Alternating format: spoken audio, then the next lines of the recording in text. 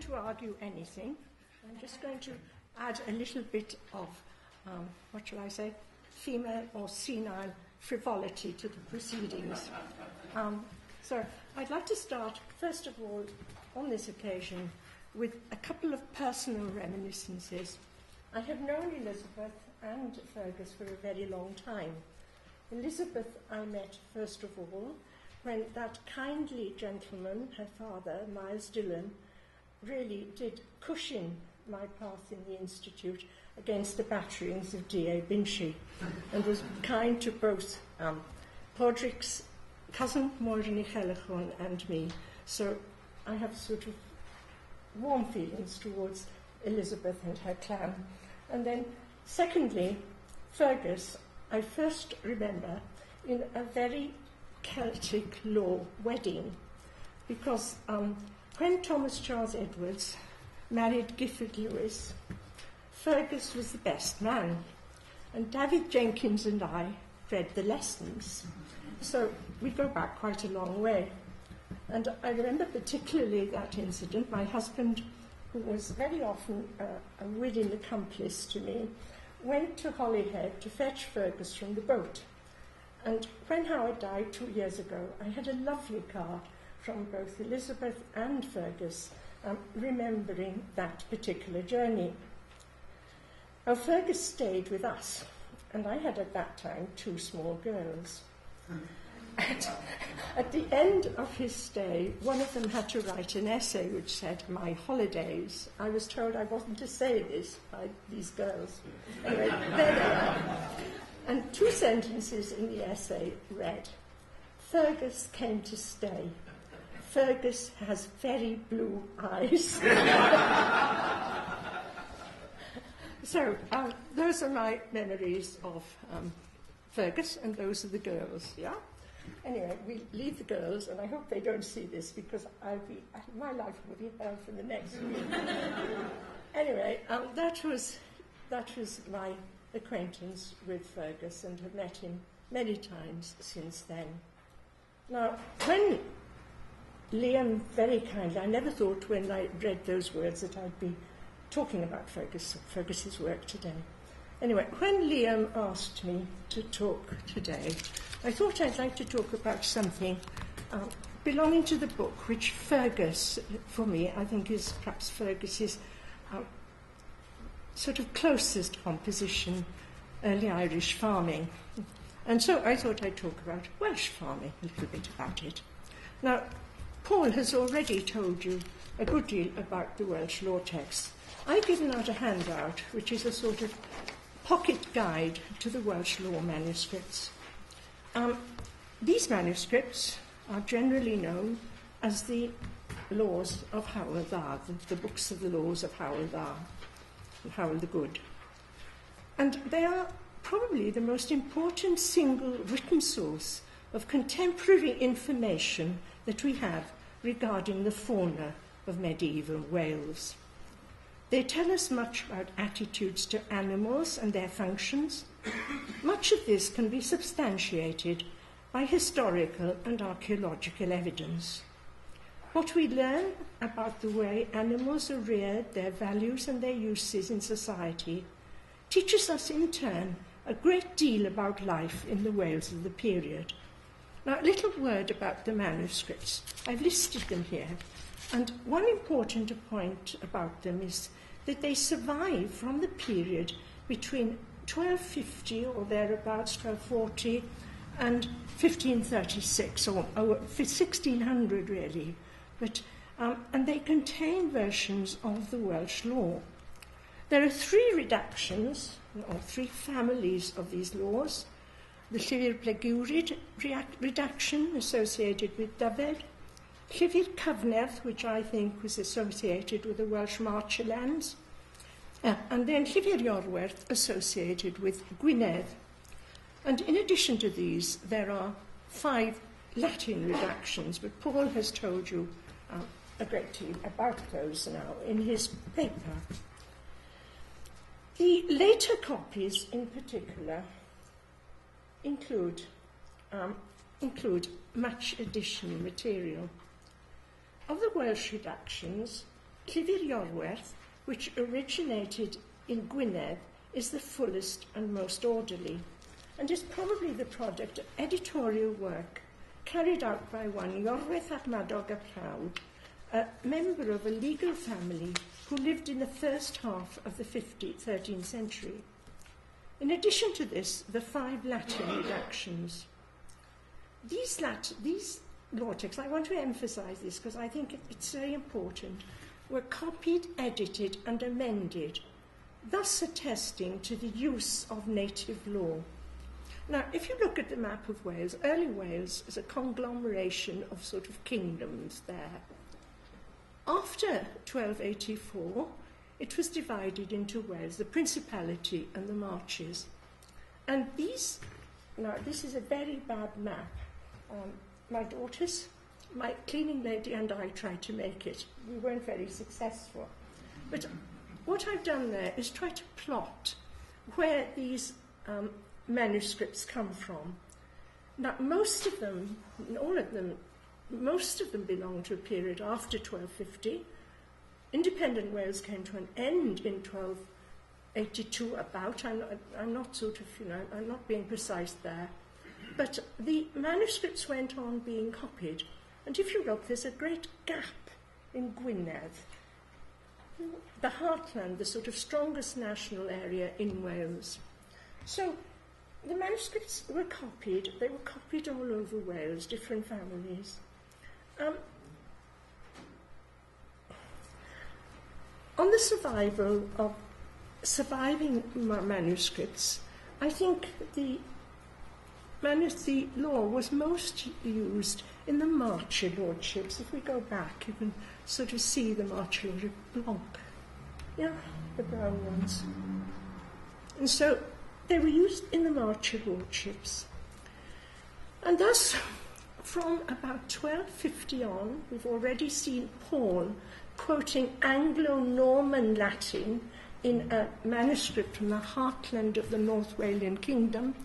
They were in contact with lawyers who knew Latin. They were also in contact with lawyers from England. So these manuscripts, these texts, were adapted, and the influence, I think, of English law is quite strong. And there's a strong native element. There is a strong influence from England. Having said that, that's the latest bee in my bonnet. I would like to say that most of the material about animals remained unchanged in the text throughout the period. Many of the manuscripts came from Cistercian monasteries, Vallecrucis, Strata Florida particularly, and I think Llantarnam down there. Some of them came from the homes of people we know from other sources to have been lawmen, namely Kay, which comes from Kevin Llys, which was a castle, had a constable and a receiver in the old land of Maelieni. Having said that, let's get on with it. Now, 2 sections in the collections of the laws deal particularly with animals.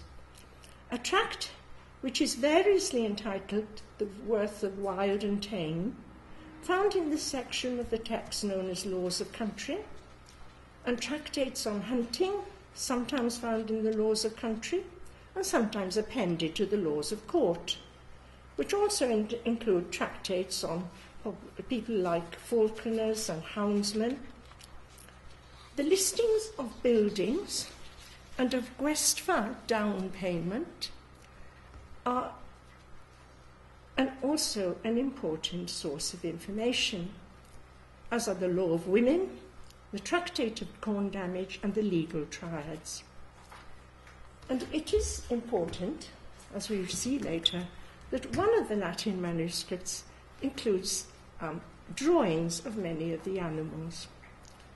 Now, the prime function of the lists of the animals in the law text was to give the values of beast. This was not the market value, but the value, a legal value, which at some point in time had been the market value, and that determined what compensation should be paid to the owner of an animal when it should be stolen, damaged, or killed. Thomas Charles Edwards, years ago, suggested that the value of 60 pence for a full-grown cow corresponds with the English market value of about 1,200. Now, this tractate doesn't change particularly, and I don't know, the values must have gone up and down a certain amount, but it doesn't change. The tractate on corn damage throws light on the retribution which trespassing animals might incur.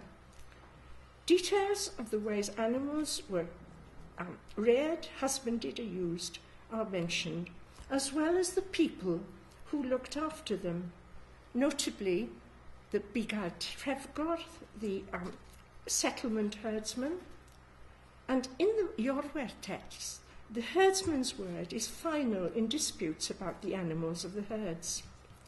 The lists of buildings give a glimpse of those used for rearing animals. The baidi, or the cowhouse, is listed and is given a value in the Blagurid text of 30 pence. These lists also reflect patterns of transhumance, since they list things like the hafti, the summer dwelling, and the gafti, the winter house. So, anyway, there are the, sorry, that is the thing. The discussion of individual animals, includes significantly the taisi, or properties considered standard to every animal. These were used for evaluation when animals were sold. It would be understood that the animal must have its proper taiti to be commercially viable. These taiti fall into three categories, in that they are concerned with health, function, and produce. A series of triads speaks of the animals and the people who own them as the nets of the king, the noble, and the villain. And this emphasis reflects as well the expected property of different classes of society. So you have the three nets of the household of the king, his stud of horses, his herds of cattle, and then the three nets of his bride, a third stud of horses, herd of cattle, the three nets of a bondman, his cattle and his swine, and so on. Well, they all have cattle. If they're kings and bride, they have horses, that is, they're the grand ones, but everyone must have cattle in order to survive. Now, the cow is undoubtedly the most important of the food-producing domestic animals. Medieval Welsh cattle, and that's the illustration from Penyath 28, were used as sources of food and drink and for traction. They were also used as the basic unit of currency. The galanas price, life price or wergild, of individuals was calculated partly in cattle. In the earliest bit of written Welsh, the Book of St. Chad or the Book of Taylor, the Lichfield Gospels, we have cattle mentioned and the produce of cattle. Elgi gave a horse in compensation, 3 cows, 3 newly calved cows, and then another little hamlet. Its tribute was a gwarthofair. Nobody is quite sure what a gwarthofair is, a measure of butter. So, the milk and the cattle, the milk and the butter were very important. Lists of things are valued in cattle in the stories. Killuch's 4-cornered cloak had a red gold ball at every corner worth 100 cows. The Welsh princes invested in cattle rather than any other livestock. Renders of 4,000 cattle and 300 lorses the Lord Rhys gifted to Henry II, and these suggest the wealth of cattle which were available to the Welsh princes. Giraldus Cambrensis wrote that the Welsh lived almost entirely on oats and the produce of their herds, milk, cheese and butter. The tractate on the most important herd is one of the most substantial in the law connections. Well, now then, let's get down to sort of brass tacks. What did the Welsh call their cows?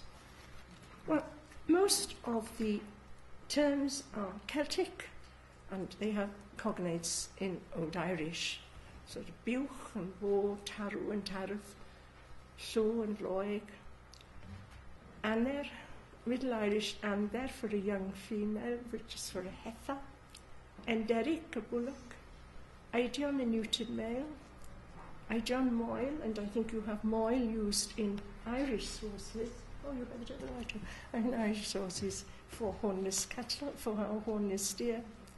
A conflict, the first milk, the heifer with its first calf, ich, Old Irish os, which is a gelded cow or ox, cows with horns as long as their ears. I haven't put the Welsh there, it was too long to put on.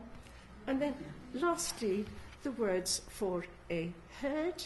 I put two A's in there in my hurry, it should have one, which is something with a fair back.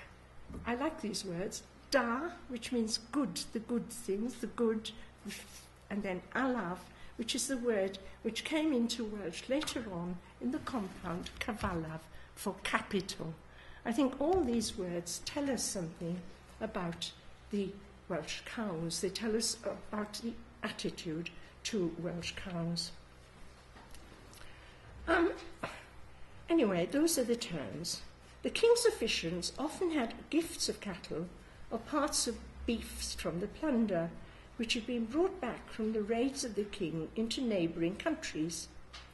For instance, the chancellor had a right to the heifers and bullock. The chief houndsman has a right to the skins of a steer to make leashes for his dog. The primary value of the cattle as food is emphasised in the gwestfa and downbwyd payments. I put this all down for you. The gwestfa literally is sleeping place, the payments made to the king by his landholding nobles.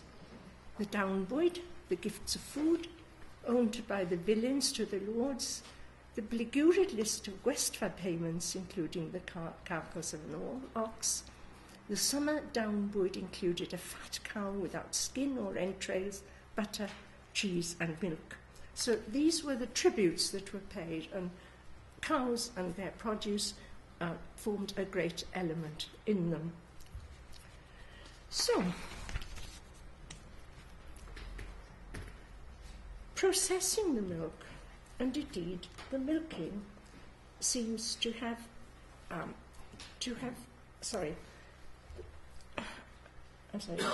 seems until recently to have been the work of women. And milk, butter and cheese were things a wife could give away without her husband's consent in the division of marital property subsequent to divorce. The milking equipment, save for one pail and one dish, belonged to the woman. The cows found in medieval Wales were probably smaller than modern-day cows, as were the other domestic animals. The value of a beast was dependent on its age, and its values also reflect the biological pattern of an animal's life and its periods of reproduction and gestation.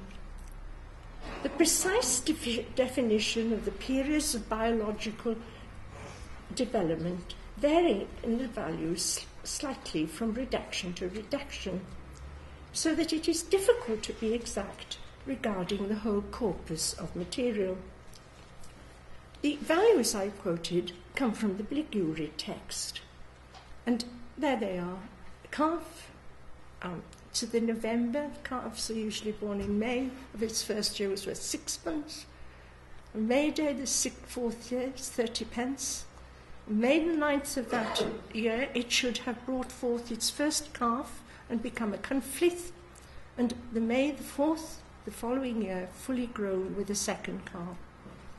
From the second calf to the 5th calf, the cow was regarded as in its prime. I was very lucky enough to travel on the train last Saturday with a crowd of farmers from the Welsh marches, and I had asked one of them about the cows, and he agreed with all these figures. So, the biology of these people, or the agriculture of these people, was pretty good. They also, incidentally, bred polled cattle. I think that one of the places in Wales where polled cattle are bred is the marches. You have them in Ireland as well.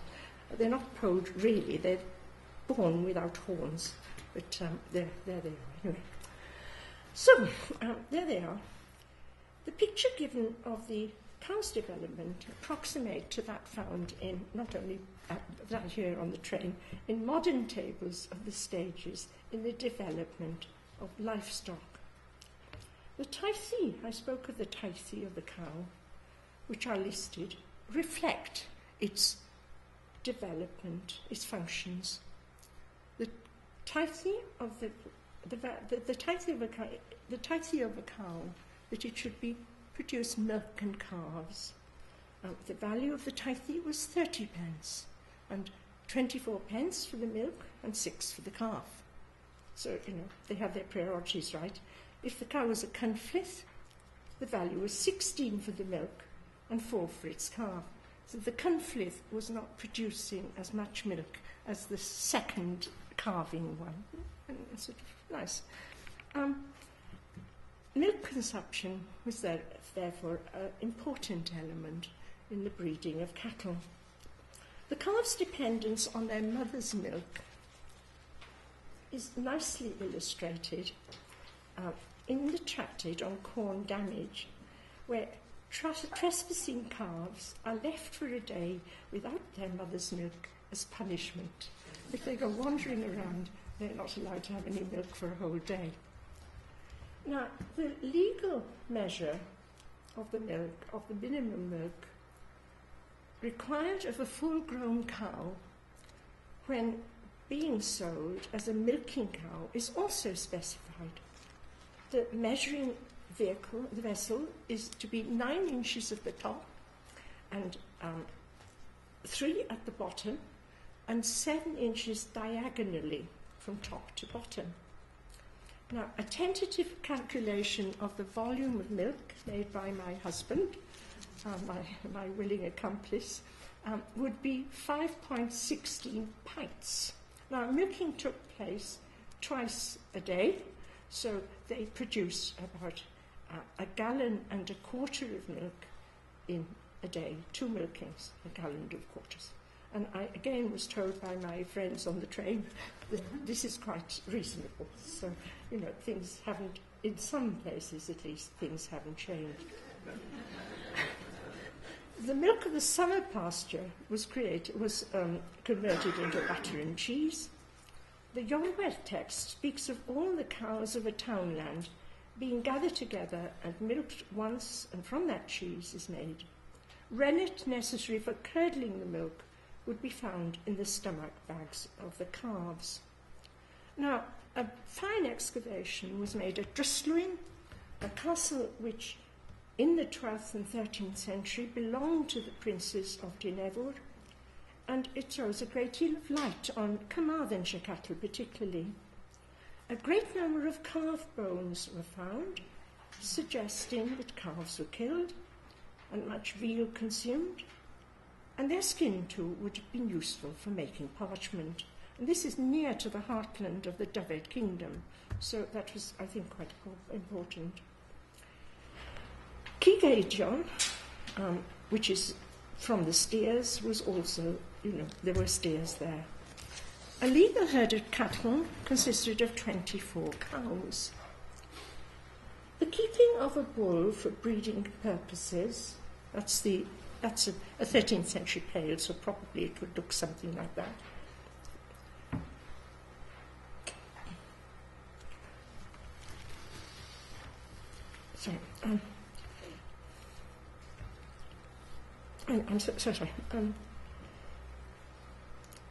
is reflected in the references, particularly in the Cyfner text, to a Hamlet bull, which would have been used by the whole community for breeding purposes.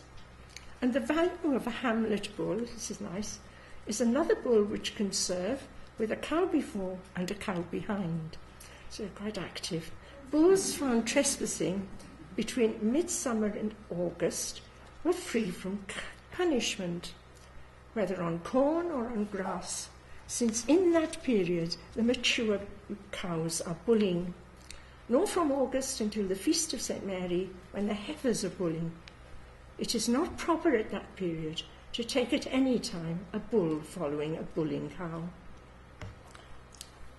Gelded cattle or oxen are given a similar series of values to the cow. It's a nice Welsh black cow. So, the tithe of an ox, what he's supposed to be able to do, to plough in furrow on sward, uphill and downhill without serving. Another of tithe of both ox and cow is that when sold, both were guaranteed against three things: staggers, mange, and quinsy.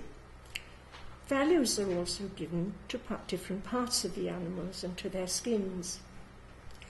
An ox skin being worth 12 pence, a cow skin 8th, the cow's teat, horns, eyes, tail and teeth have each the value of 4 pence. There's no mention of calf skins anyway. The skins were used for equipment and for clothing, the horns to make drinking vessels. As we've seen, a cow has a full price from the 2nd calving to the 5th. An ox was considered to be in its prime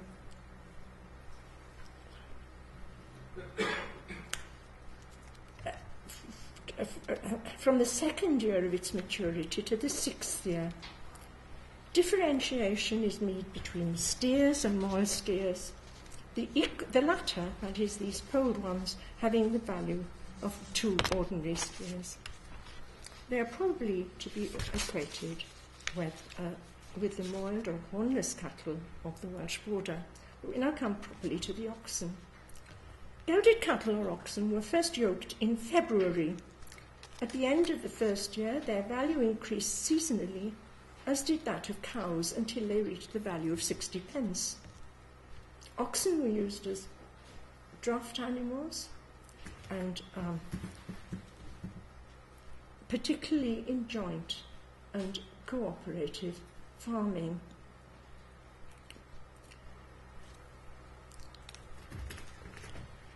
Ploughing, whereby 12 different members of a townland, namely the ploughman, the caller, the owner of the wooden plough, the owner of the plough irons, and the owner of 8 oxen, formed a cooperative to plough their land.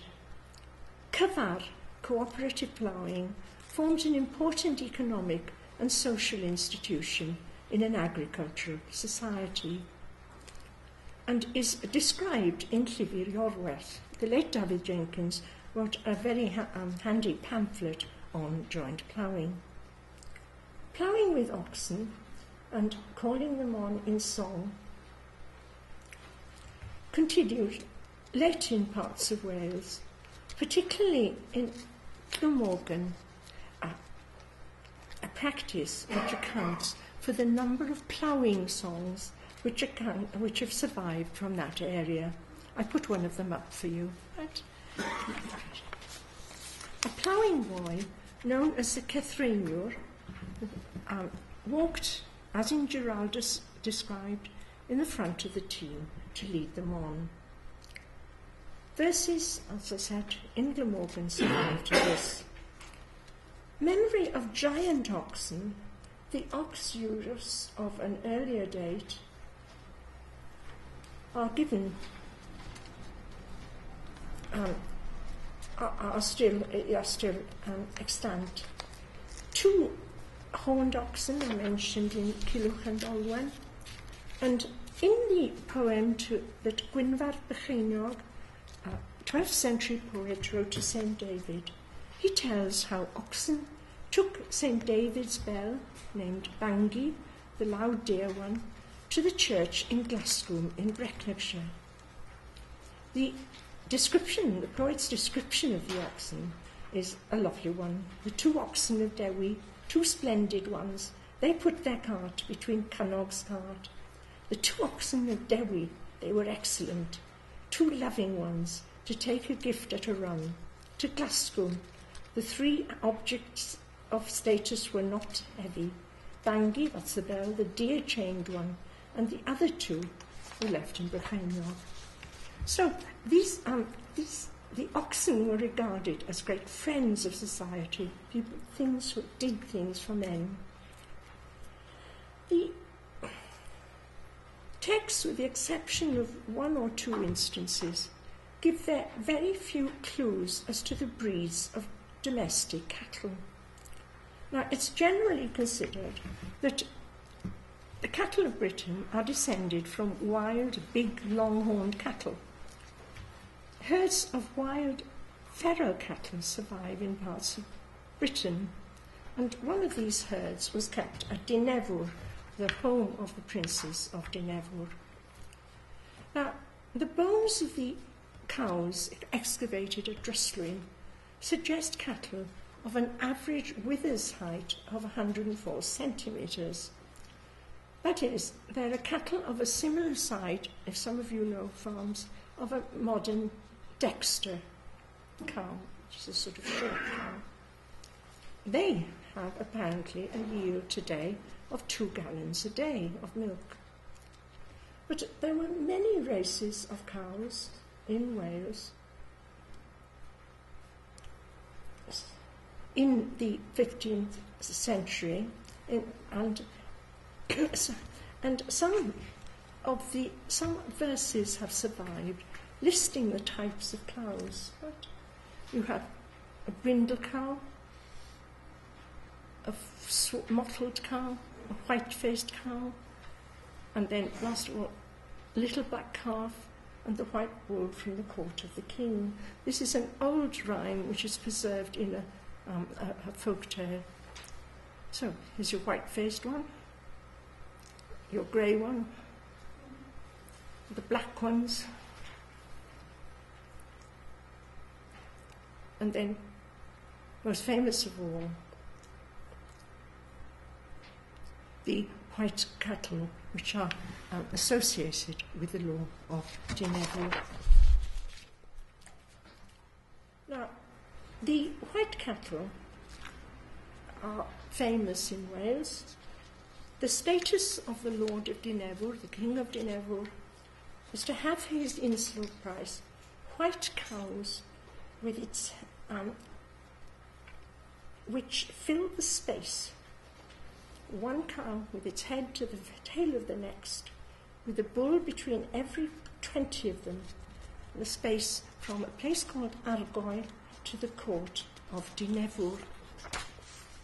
Now, when one considers the amount of tribute that was paid in cows, the number of cows that went in tribute, such an insult price is quite feasible.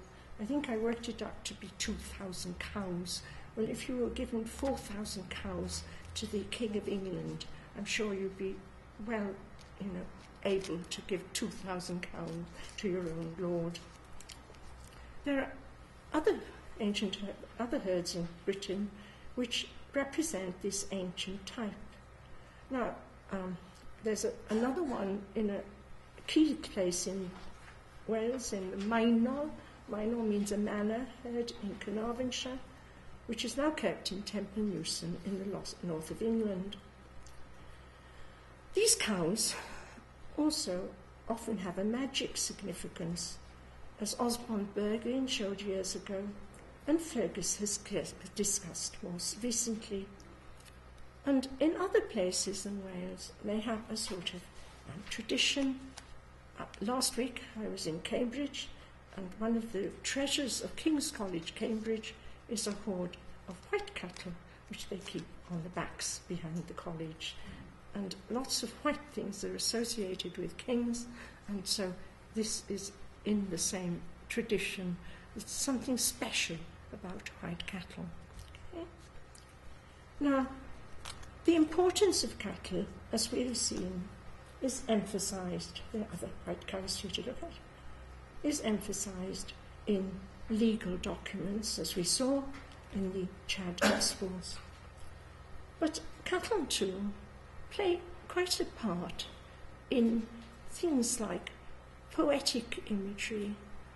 In the Poets of the Princes, the Lord is quite often referred to as a tarw treen, a bull of battle.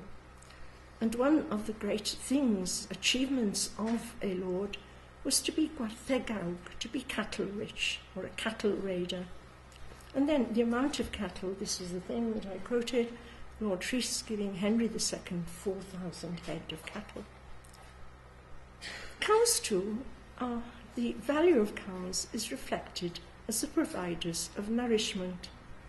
The quotation I like best of all is the second one there, where we have an old man being kept alive because someone was kind enough to give him a cow and a calf.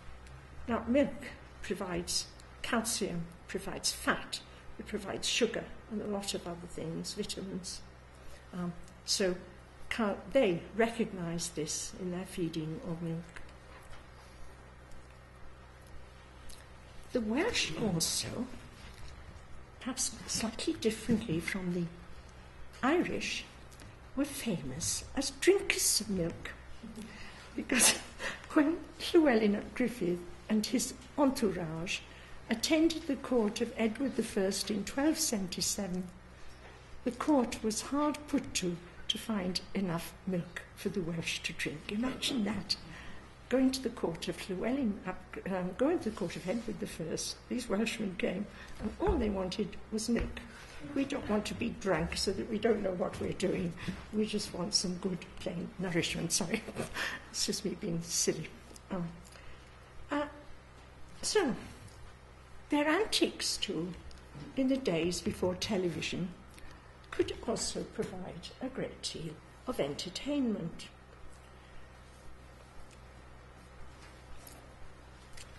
We have sort of quite obscene references to cows in some poems, but this is a nice one from Glamorganshire in the 14th, 15th century. Glamorgan people have a rather bizarre sense of humour, and so we have a picture of a bull mounting a cow and producing a calf. The caring bull was had from the land. He sports horns like a prince, hair which parts for him to see where he goes, the look of a stag beneath a coral coke, and his ribbon beneath the habit. You would give a heifer of the same stock as the bull to our land, enjoying her coursing if it be had, she and her husband beneath a golden hood. They are dragons of breeding, to produce calves for us and milk. And this is the best line. This line, actually, has been adopted as the royal standard. This is what is on the Welsh Royal Standard. It's nothing to do with dragons, it's all to do with cows. The red dragon makes a start on top of the other at the edge of the grove. He was not generous for anyone's benefit. Steers of the one illicit union. So, anyway, that's what the Welsh thought of their cows. And then, as I was sort of finishing this, I thought, oh gosh, am I being dreadful? Giving a lecture on cows.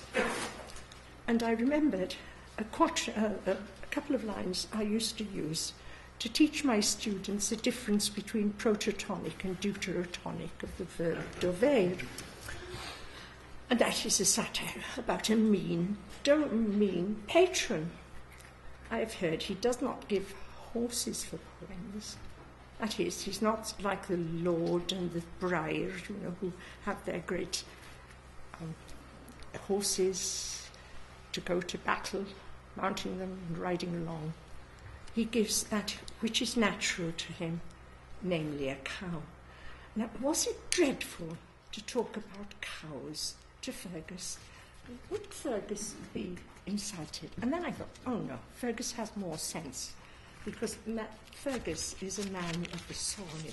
Fergus understands the important things of life, and the cow certainly was an important thing.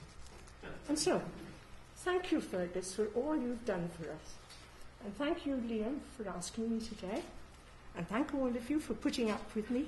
Got a meal and my gift.